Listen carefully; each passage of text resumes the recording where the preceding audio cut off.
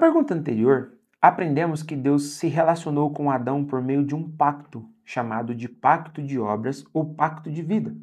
Caso você ainda não tenha assistido o comentário da pergunta número 12, pause esse vídeo, vá até a descrição e assista ao comentário da pergunta anterior, porque você não conseguirá compreender o que virá a seguir, caso você ainda não o tenha assistido.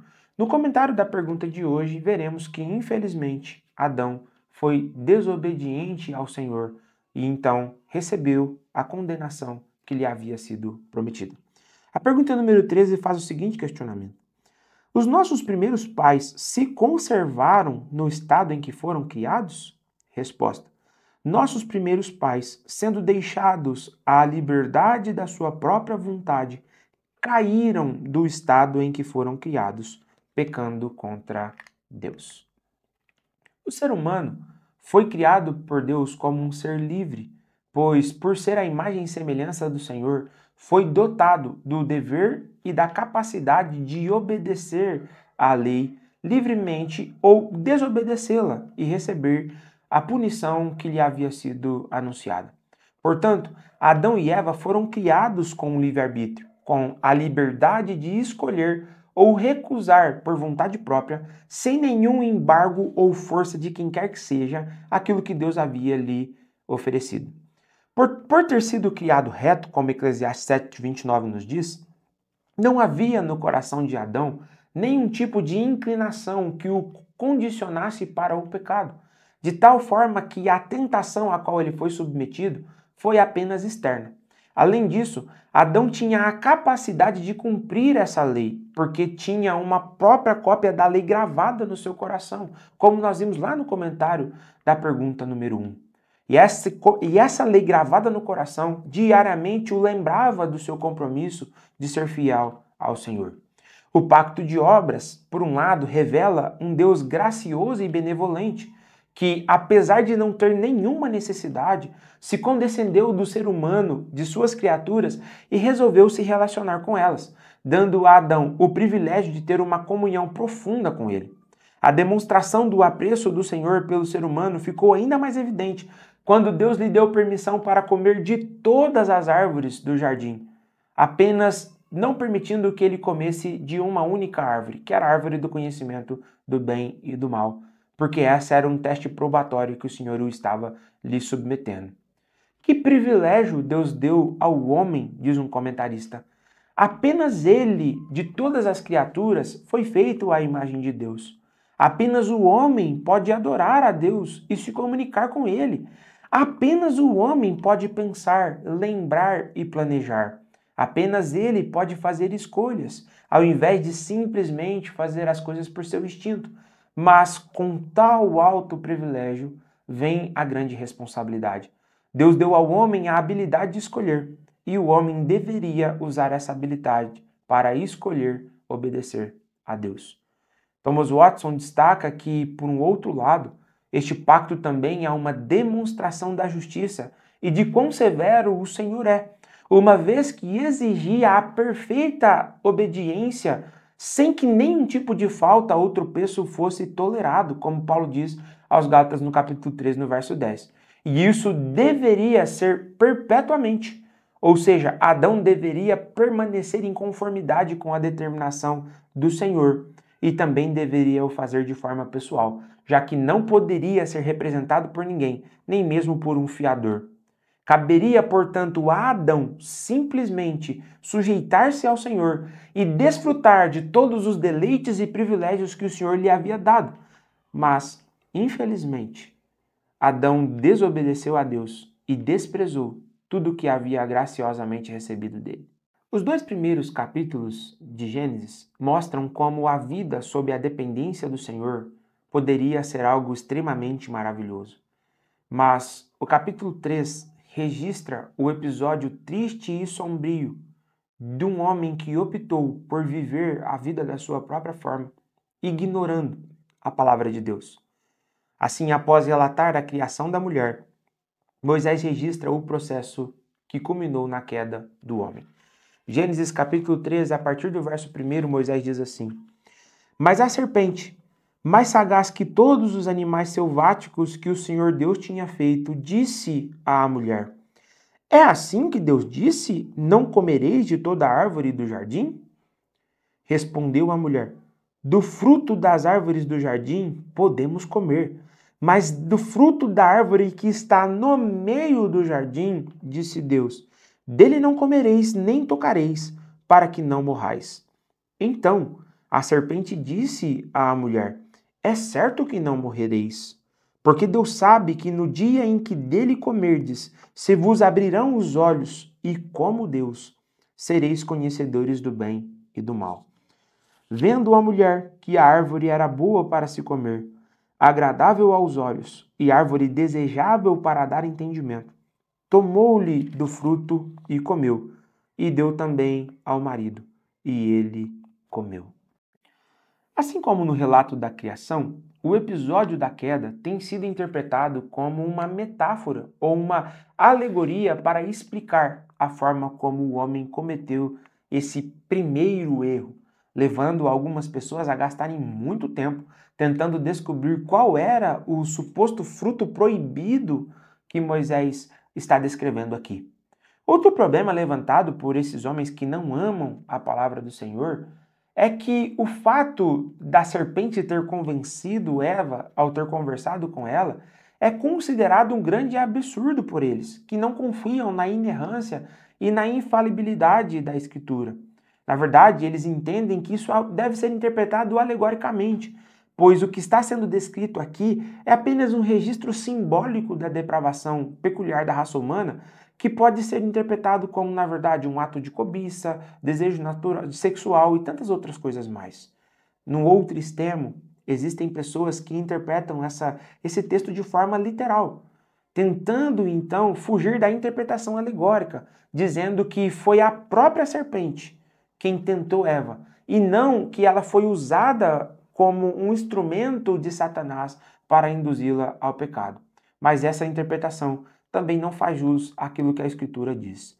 Na verdade, a verdadeira interpretação deste texto reconhece que a serpente, em virtude de sua sagacidade, em virtude das características que ela tem, de sua picada mortal, foi empregada como um instrumento do diabo para levar Eva ao pecado. Desta forma, é Satanás o agente tentador, e não o próprio animal que foi usado por ele. Esta posição está em conformidade com outras passagens da Escritura, pois, imediatamente após Adão pecar, o Senhor anunciou a esperança que viria através de Cristo, o descendente de Eva, que esmagaria a cabeça da serpente. Isso está em Gênesis 3, no verso número 15. Paulo faz alusão a essa promessa ao referir que o Deus da paz, em breve, esmagará debaixo dos vossos pés a Satanás, em Romanos capítulo 16 e no verso número 20. E João, no último livro da Bíblia, no livro de Apocalipse, ele se refere ao diabo como a antiga serpente e o sedutor do mundo, evidenciando que, na verdade, o agente da tentação é o próprio diabo e não a serpente, que ali foi usada apenas como um instrumento para induzir Eva ao pecado. Gerhardus Voss apresenta mais algumas razões para que consideremos essa descrição da queda como uma narrativa e não como uma fábula. O primeiro argumento de Voss é que, por estar registrado em um livro de história, é mais natural que ele seja interpretado de forma histórica. Segundo argumento, o próprio Senhor Jesus Cristo considerava esse relato como histórico, pois ele se referiu a Adão e Eva como personagens reais, como pode ser observado em Mateus no capítulo 19, no verso 4 e no verso 4 até o verso 6, quando ele cita Gênesis 2, 24 como sendo realmente algo que foi existido na história. Por fim, o último argumento que ele apresenta é que se a narrativa de Gênesis 3 não for um relato literal ou histórico, então o argumento do apóstolo Paulo em Romanos 5, do 12 ao 21, não tem sentido nem valor, pois ele assume o caráter histórico do registro da queda. Então, Voss ele é muito claro ao dizer que se nós tirarmos a historicidade desse relato, nós teremos um problema, inclusive, em entender o que Cristo fez na cruz pelos nossos pecados. Portanto, assim como cremos que o relato da criação é uma narrativa que foi revelada por Deus a Moisés, também cremos que este é um relato histórico de como o homem desobedeceu a Deus e se tornou pecador. O texto de Gênesis registra o ato da desobediência deliberada de Adão em comer o fruto que Deus lhe havia proibido. Está registrado no verso 6. Mas a maneira como a queda foi registrada indica um processo em que o comer do fruto foi apenas a culminação dessa desobediência.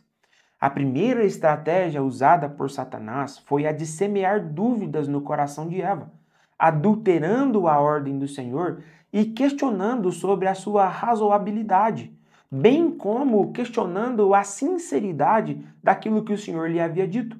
É isso que no versículo 1 é dito. É assim que Deus disse: não comereis de toda árvore do jardim? Essa pergunta que é feita, ela tem a intenção de começar a introduzir e semear dúvidas no coração de Eva. Portanto, a raiz do primeiro pecado é a incredulidade.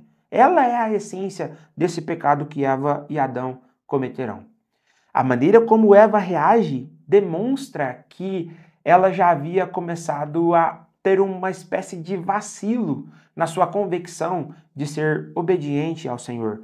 Pois diante daquilo que Satanás lhe questiona, ela responde no versículo 3: dele nem comeremos, nem tocaremos nele, para que não morramos. Então perceba que aqui neste momento, aquilo que era odioso, que era impensável para Eva, já não é mais visto dessa forma. Na verdade, os desejos e apetites que ela tinha e que até aquele momento eram indiferentes, agora começam a ser um meio possível para que o pecado fosse consumado. O reverendo Paulo Anglada, quando comenta esse texto no seu livro Imago Dei, ele diz assim: os desejos naturais dos nossos primeiros pais extrapolaram o limite da obediência à vontade de Deus e deram luz, primeiro, à concupiscência, ou ao desejo incontrolável de comer do fruto. Segundo, ao orgulho, pois a soberba, a insatisfação com o seu estado começa a ser algo mal visto diante de Deus. E terceiro, a rebeldia. A rebeldia é o desafio à ordem e à revelação do Senhor. Eva ainda não havia percebido, mas a batalha no seu coração já estava sendo perdida. Então, aproveitando essa oportunidade, Satanás avança agora no seu intento para fazê-la pecar. Então, no verso 4, Satanás diz assim: é certo que não morrereis.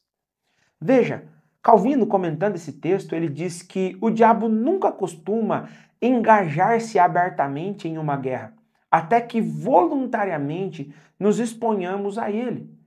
Ele age por meio de dúvidas, de questionamentos, em que primeiro, cautelosamente, ele se aproxima de nós com afagos.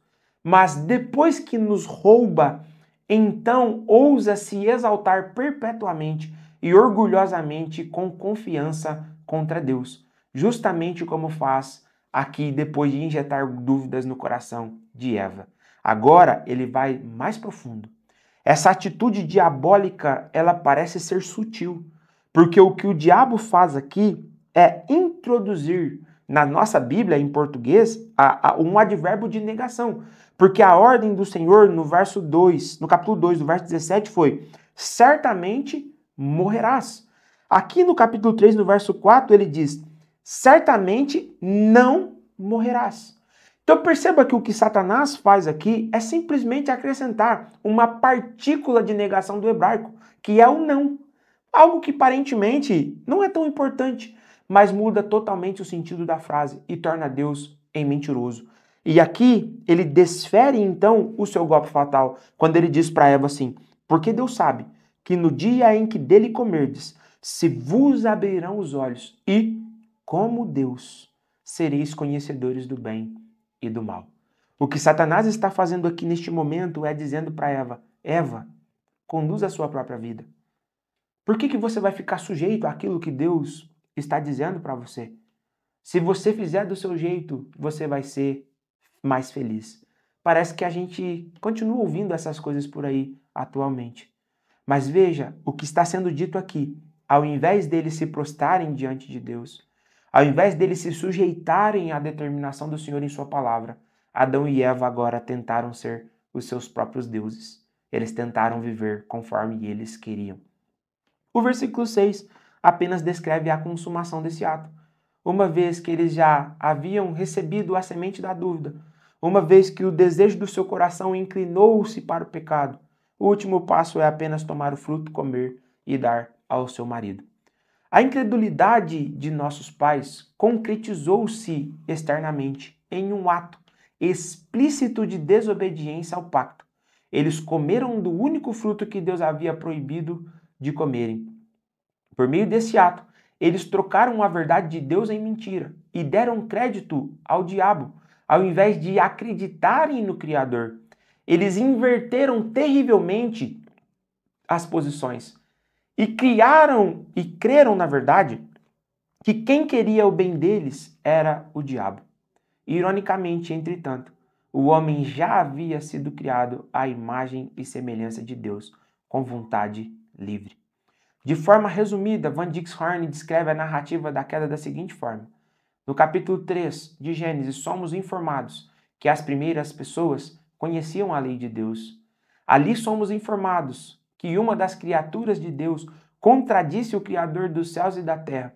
Ali somos informados que a mulher e o homem ouviram, olharam e então precipitaram-se no pecado. Reverendo Paulo Anglada então diz, ironicamente, entretanto, o homem já havia sido criado à imagem e semelhança de Deus com vontade livre, intelecto iluminado, sentimentos santos e com domínio sobre a criação.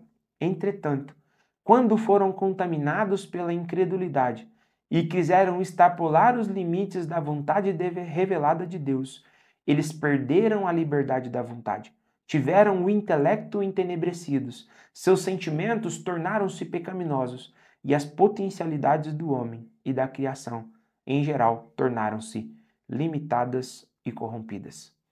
Ao contrário do que foi prometido, a desobediência não tornou o homem livre, mas escravo do pecado. A desobediência não tornou o homem mais sábio, mas tolo. A obediência fez com que o homem tivesse a sua imagem e semelhança de Deus manchada. Essa atitude que eles cometeram foi um pecado contra Deus. Não foi um ato impensado, não foi um simples ato inconsequente, foi um ato deliberado. E por isso, eles foram dura e severamente repreendidos e punidos pelo Senhor, como lhes havia dito que aconteceria. Atualmente, o pecado acontece dessa mesma forma. Começa com uma incredulidade, por causa de uma dúvida que é implantada no nosso coração. E ali nós começamos a questionar do que a palavra do Senhor diz. Se não vigiarmos, aos poucos, aquilo que era há um tempo atrás impensável para nós, começa a ser algo que nós passamos a tolerar, até que por fim, desobedecemos a Deus deliberadamente. Ao invés de obedecermos a palavra dele, ao invés de confiarmos no que ele tem dito, ao invés de nos devotarmos à vida a ele, nós acreditamos que somos nossos próprios deuses e a consequência disso é que nós destruímos a nossa própria vida. Se você está me ouvindo nessa noite e você está vivendo em pecado, saiba, você não é livre. O diabo te enganou, o diabo te seduziu, o diabo está te escravizando, mas há uma esperança para você. Essa esperança, conforme veremos a seguir, é Cristo Jesus. Ele veio, obedeceu a Deus perfeitamente e pôde nos dar a vida. E hoje, por causa do sacrifício dele, ele dá vida a todos aqueles que nele creem. Abandone os seus pecados, sujeite-se ao Senhor e ele te conduzirá para todo sempre. Que Deus te abençoe.